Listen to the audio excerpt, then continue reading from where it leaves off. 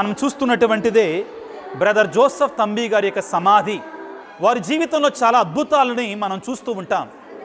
వారు మాట పలికితే అద్భుతాలు జరిగాయి, వారు తాకితే అద్భుతాలు జరిగాయి, వారు మట్టి ఇస్తే అనారోగ్యంతో ఉన్నటువంటి వారు ఆరోగ్యాన్ని పొందుకునేటువంటి వారు, పిల్లలు లేనటువంటి వారికి పిల్లలు కలిగేటువంటి వారు, ఈ రీతిగా చాలా అద్భుతాలు చేశారు.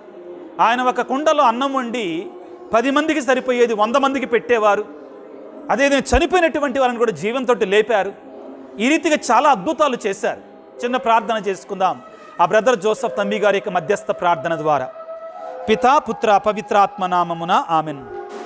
సర్వశక్తిగల సర్వేశ్వర, సర్వోన్నతుడ, ప్రేమగల తండ్రి, బ్రదర్ జోసెఫ్ తంబి గారిని మా కొరకై ఈ ప్రాంతానికి పంపించి వారి ద్వారా నీ ప్రేమ సువార్తని, నీ అద్భుత కార్యాలను ప్రభువా మాకు తెలియజేసినందుకు గాను మీకు స్తోత్రాలు, వందనాలు. మరి ఈరోజు నుండి మేము బ్రదర్ జోసెఫ్ తంబి గారి యొక్క మహోత్సవాలను ప్రారంభిస్తుండగా ఇక్కడికి వచ్చేటువంటి భక్తులందరిని దీవించండి, ఆశీర్వదించండి.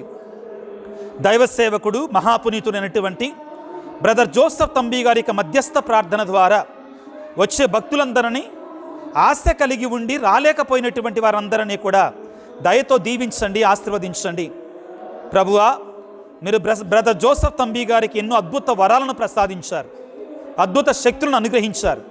అనారోగ్యంతో బాధపడేటువంటి వారికి స్వస్థతలు, పిల్లలు లేనటువంటి వారికి గర్భఫలాలు, కుటుంబాలలో బాధలు వ్యాధులు ఉన్నటువంటి వారికి స్వాంతన, మరి ముఖ్యంగా చనిపోయినటువంటి వారిని కూడా జీవంతో లేపారు.